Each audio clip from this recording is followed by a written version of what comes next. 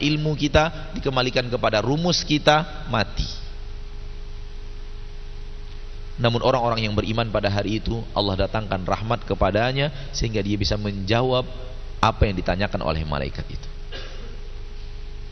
Dan itu sebagai ganjaran bagi mereka di mana hidup di dunia benar-benar mengerti Allah. Bahasan kita bukan sekedar tahu alias punya konsep ilmunya. Itu hanya teori. Bukan teori yang dimaksudkan dalam bahasan ini. Yang dimaksudkan dalam bahasan ini adalah ketika Anda sudah tahu Allah, bagaimana Anda dengan Allah. Ketika Anda sudah tahu agama, bagaimana Anda dengan agama. Ketika Anda sudah tahu Rasulullah, bagaimana Anda dengan Rasulullah.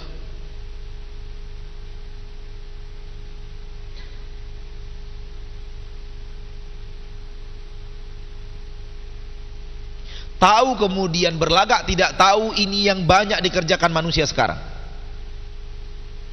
Tahu seolah-olah tidak tahu, ini yang banyak dikerjakan manusia sekarang. Tahu sholat itu wajib, tahu Pak, sholat wajib, sholat apa saja, subuh, zuhur, asar, maghrib, isya, tahu, tapi seolah-olah tidak tahu, dia nggak sholat.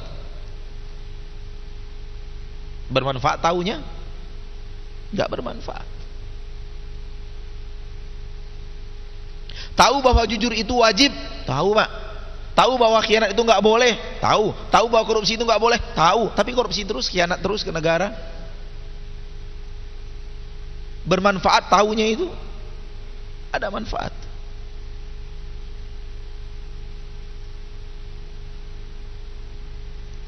Tahu bahwa mencurangi timbangan itu haram hukumnya, diancam dengan neraka oleh Allah, tahu. Tapi tiap hari mencurangi timbangan.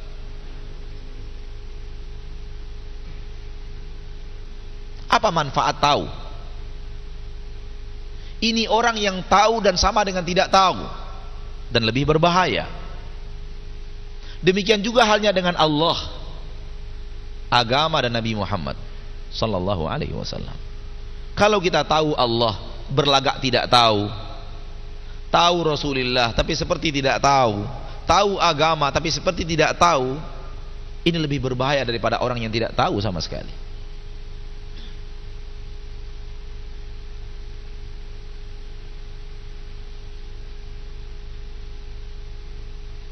Maka pengetahuan di sini bukan hanya pengetahuan sekedar teori yang bisa kita jawab dan kita akan lulus ujian dengan menjawab pertanyaan itu di dunia ini. Itu hanya teori. Jawaban kita di akhirat akan bergantung kepada bagaimana teori itu kita amalkan dalam kehidupan kita di permukaan bumi. Ketika kita akan melihat sesuatu di handphone kita, Allah melihat aku sekarang. Nggak boleh aku melihat yang aneh-aneh karena ada Allah yang mengawasi. Tuh, itu baru orang yang tahu siapa Allah.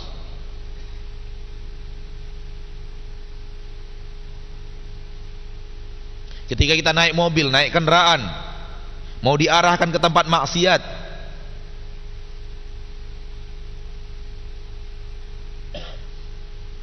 ada Allah di atas melihat. Tidak boleh, tidak boleh. Belokkan ke Masjid Raudhul Jannah, nggak jadi ke tempat maksiat. Ambil Quran, baca. Hati masih menggelegar ini karena dia nunggu kita. Dia siapa? Teman janjian tadi yang mau berbuat maksiat. Hati menggelegar, hati mau ke sana, tapi ada Allah yang memantau dan melihat. Akhirnya dibelokkan. Ambil Quran, pegang, matikan handphone supaya dia nggak nelpon. Ini orang yang tahu Allah.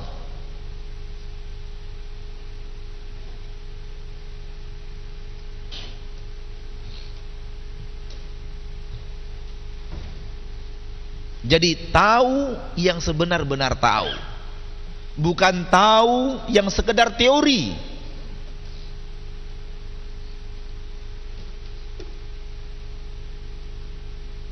Kalau sekedar teori, semua kita lulus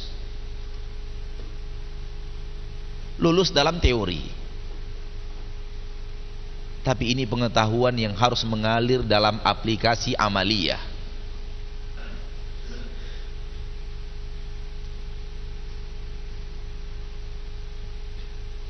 Kalau kita tahu jalan Lubuk Linggau itu berbahaya, kalau sudah di atas jam 12 sampai jam 2 itu saatnya perampok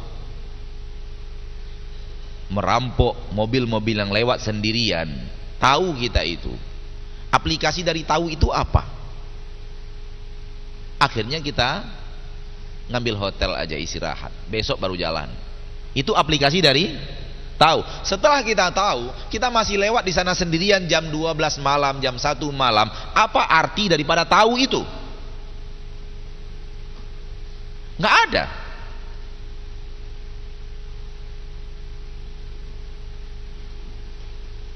Apa manfaat daripada ilmu bahwa daerah itu daerah darurat, daerah gawat, daerah penyamun, daerah bajing luncat? Kalau kita masih mengarah ke arah itu, kita tahu air sungai itu deras, kita nak pandai berenang. Apa aplikasi dari tahu? Nggak mau nyebur. Tapi kalau kita nggak tahu diri kita berenang, air sungai deras, kita masih nyebur, itu tahu yang tidak tahu. Nah, demikianlah lebih kurang antara pengetahuan kita tentang Allah, tentang Nabi, tentang agama dengan pengetahuan yang tadi. Kalau kita tahu secara teori namun tidak kita praktekkan, sama dengan tidak tahu, dan tak ada guna pengetahuan itu. Oleh karena itu doa Nabi, ya Allah berikan saya ilmu yang bermanfaat. Allahumma inni as'aluka ilman nafi'a, ilmu yang bermanfaat, ilmu yang memang dalam aplikasi nyata membimbing langkah kita ke arah yang baik dan benar. Allahumma alimna ma yanfa'una, ya Allah berikan kami ilmu yang bermanfaat untuk kami. Wanfa'na bima 'allamtana, berikan kami manfaat dari apa yang kau ajarkan ilmunya kepada kami. Ini dia. Ini ilmu yang dimaksudkan di sini. Ini pengetahuan yang dimaksudkan di sini. Kita tahu tidak? Allah tidak suka kita ghibah. Tahu tidak? Tahu ya? Tahu. Kita masih ghibah tidak? Lalu apa? Kemana taunya kita tadi itu, kemana perginya?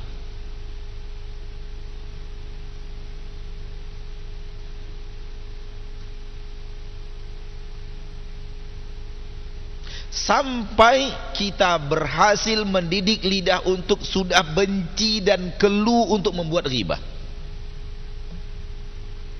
Dan itu tidak gampang. Menjaga lidah untuk tidak menghibahi orang, tidak menceritakan keburukan orang, itu bukan pekerjaan mudah.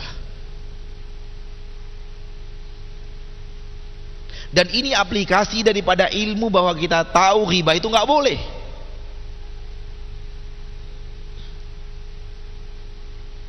Wa ala hadza faqis, kiaskan seluruh perkara kepada hal yang seperti ini. Ada orang yang tahu ilmunya, tahu detail ilmunya, tahu rumus-rumusnya, lengkap dengan dalil-dalilnya, tapi seolah-olah menjadi orang yang tidak tahu. Ini lebih rumit berhadapan dengan orang yang seperti ini, karena dia orang yang sebenarnya tidak tahu tapi punya rumus. Sehingga apa yang terjadi? Yang terjadi dia adalah orang yang mahir berdebat. Kenapa? Dia orang yang tidak tahu namun punya teori. Secara aplikasi tidak tahu, namun secara rumus menguasai, bahkan punya dalil. Itu paling susah berhadapan dengan orang yang seperti itu. Lebih enak berhadapan dengan orang yang memang tidak tahu teori sama sekali, tidak tahu rumus sama sekali. Lalu kemudian dia sadar bahwa dia tidak tahu dan minta diajarkan. Ini gampang ngajarkannya ini.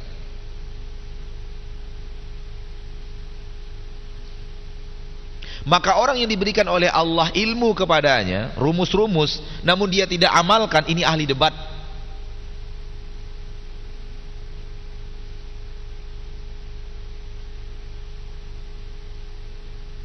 Dan berbahaya untuk kehidupan manusia.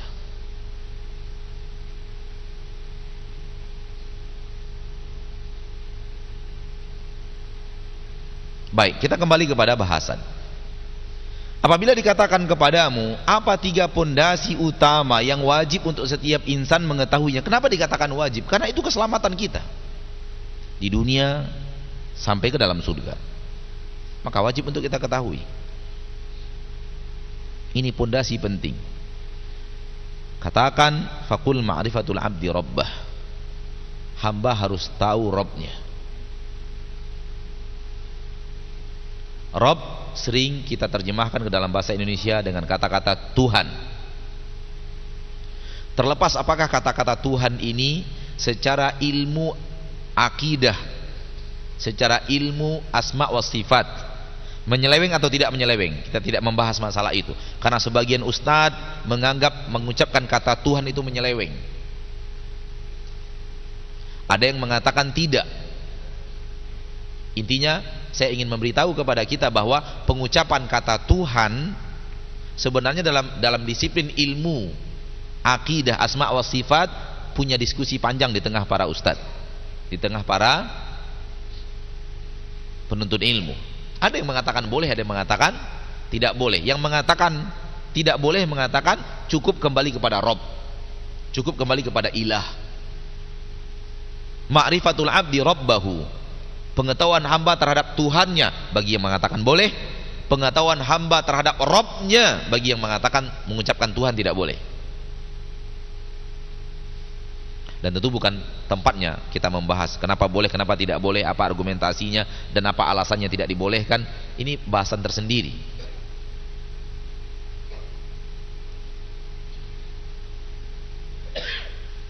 Seorang hamba mengetahui siapa Rabbnya. Rabb artinya adalah yang mencipta, yang mengatur, yang memberi rezeki, yang memiliki, yang menguasai, yang memberikan rezeki, yang mendatangkan manfaat, yang menolak mudarat, yang memberikan kebahagiaan, yang membuat kita sakit, yang membuat kita sehat, yang membuat kita menangis, yang membuat kita tertawa, yang menghidupkan kita, yang mematikan kita, semuanya. Dan itu hanya segelintir bahagian daripada kalimat Rabb, semuanya. Yang membuat kita bisa bernafas, yang membuat mata kita bisa melihat, yang membuat kaki kita bisa berjalan, yang membuat pelupuk mata kita masih bisa gerak-gerak naik turun, yang membuat jari jemari kita masih bisa digerakkan, dia itu Allah Rabb kita. Itu makna Rabb. Siapa dia? Hamba harus tahu siapa yang telah menghidupkannya, dan siapa yang telah memberikan makan kepadanya, dan siapa yang telah memberikan minum kepadanya, siapa yang telah menyehatkan dia, siapa yang memelihara dia, siapa yang menjaga dia dari mara bahaya. Hamba harus tahu.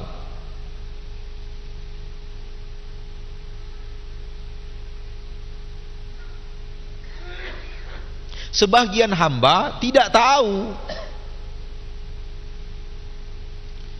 Ketika dia tanya siapa Rabbmu, siapa Tuhanmu, dia katakan dewa A, dewa B, matahari, Isa bin Maryam,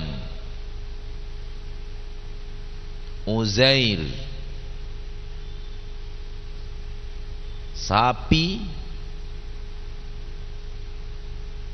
monyet, tikus.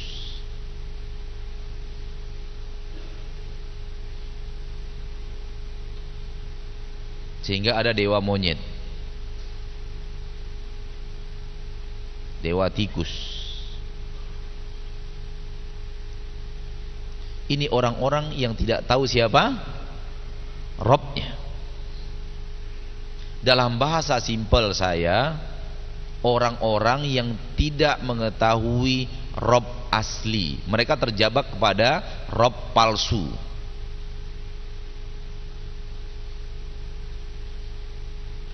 Di antara hal yang harus kita bedakan di permukaan bumi ini adalah yang asli dan yang palsu.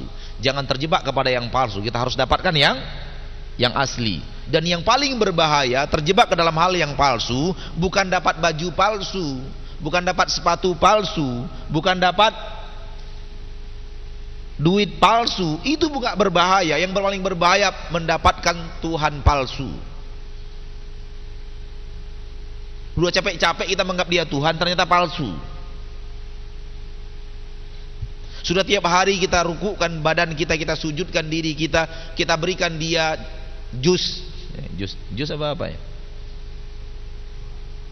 Buah ya, buah, bukan jus ya. Tapi kemarin ada minuman kaleng saya lihat dikasih juga sama Tuhannya. Baru kemarin saya lihat minuman kaleng gitu diikat, taruh di depan Tuhannya. Tuhan aja nggak bisa makan. Kok bisa jadi Tuhan gitu?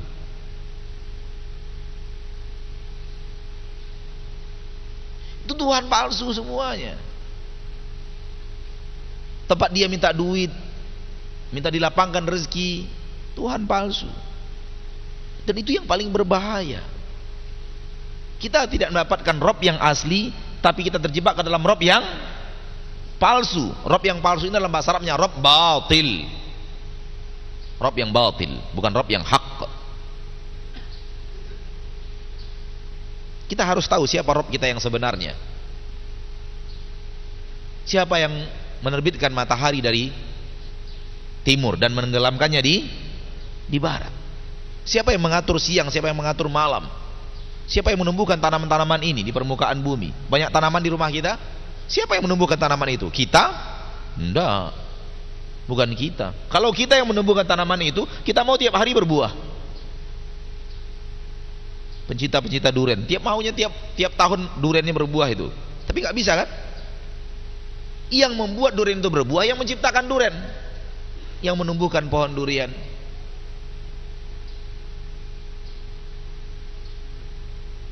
Gak bisa, bukan kita. Kita hanya meletakkannya.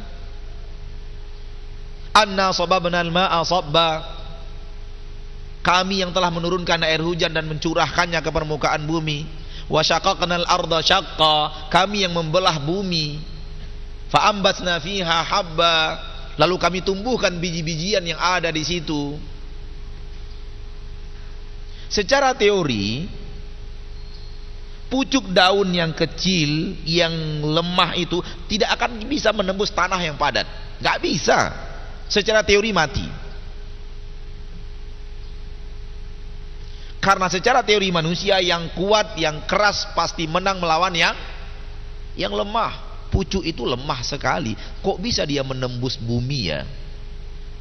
Yang sudah dipadatkan pakai dozer. Jawabannya ayat tadi, wa syaqaqnal arda syaqqa. Kami yang telah membelahkan untuknya bumi.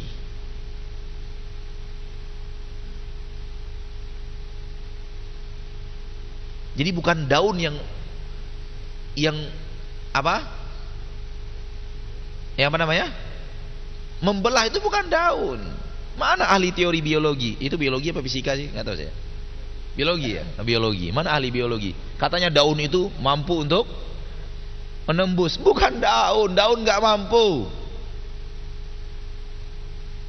Pencipta daun itu yang telah melapangkan jalan. Melapangkan jalan daun itu untuk naik ke atas. Karena manusia butuh daun itu untuk dimakan satu, atau yang bukan dibutuhkan bukan daunnya, tapi buahnya nanti yang akan dibutuhkan manusia. Kita harus tahu siapa yang melakukan itu semuanya.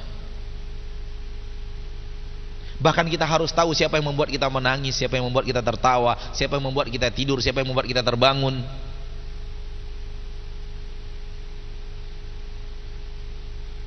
Apa semua itu karena kemampuan kita? Tidak. Ada yang berbuat, ada yang mengatur, ada yang memerintahkan.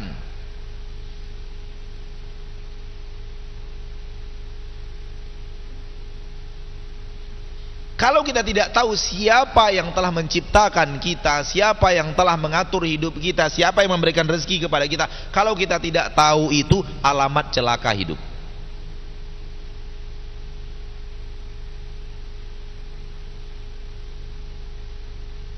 Karena itu hal yang sangat teramat penting dalam hidup kita.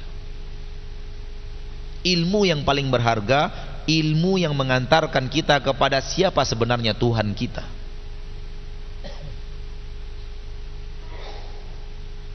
siapa sebenarnya Rob kita. Itu ilmu yang sangat teramat penting, yang tidak bisa dikalahkan oleh ilmu apapun. Bukan ilmu bagaimana membuat pesawat, yang sangat teramat penting.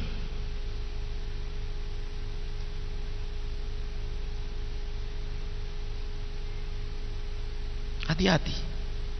Kita sudah terlalu lama tertegun dengan ilmu dunia yang remeh, sehingga kita meremehkan ilmu akhirat yang sangat mulia.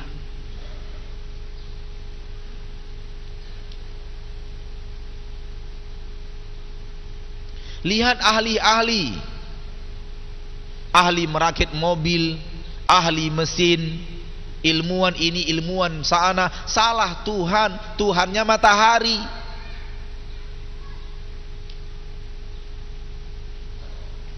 Lihat ilmuwan-ilmuwan hebat di India, ahli-ahli bedah, ahli-ahli ini, ahli-ahli nuklir, tenaganya dipakai oleh NASA dan semacamnya. Ternyata dapat Tuhan yang salah. Tuhan mereka ternyata sapi.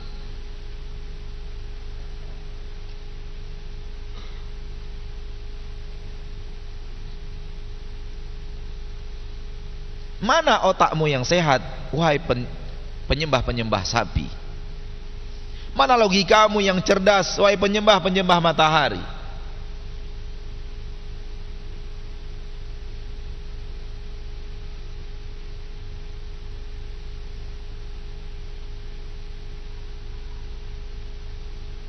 Kalah dengan seekor burung. Nabi Sulaiman bertanya kepada burung Hudhud, dari mana kamu wahai Hudhud? Kata burung Hudhud, saya datang dari negeri Sabak yang engkau belum pernah tahu. Dan saya bertemu kaum itu dipimpin oleh seorang wanita. Dia memiliki singgasana yang sangat besar dan negerinya makmur. Anda belum tahu wahai Nabi Sulaiman daerah Sabak itu. Namun yang anehnya, saya temukan mereka sujudnya ke matahari. Tuh, burung Hudhud aja tahu bahwa matahari tidak pantas menjadi Tuhan. Kalah ilmuwan-ilmuwan dari Jepang itu yang Tuhannya adalah matahari itu, oleh seekor burung. Karena burung tahu siapa Tuhannya, siapa Robnya. Wajadtuha wa qaumaha yasjuduna syamsi min dunillah. Saya temukan mereka dan dia, wanita itu, raja itu dan kaumnya sujud kepada matahari, tidak sujud kepada Allah.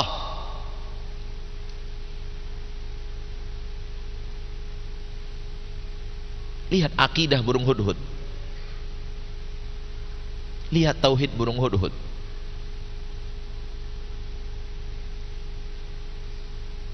Sampai di sini dulu bahasan kita di pagi hari yang berbahagia ini. Kita lanjutkan insyaallah pada bahasan berikutnya. Dan pagi ini kita tidak akan jawab, mohon maaf. Dan semoga Allah Subhanahu wa taala memudahkan kita untuk memahami agamanya yang hak dan agamanya Nabi sallallahu alaihi wasallam, wa baraka wa an'ama ala abdihi wa rasulihi Muhammad. Subhanakallahumma wa bihamdika asyhadu an la ilaha illa ant, astaghfiruka wa atubu ilaik. Assalamualaikum warahmatullahi wabarakatuh.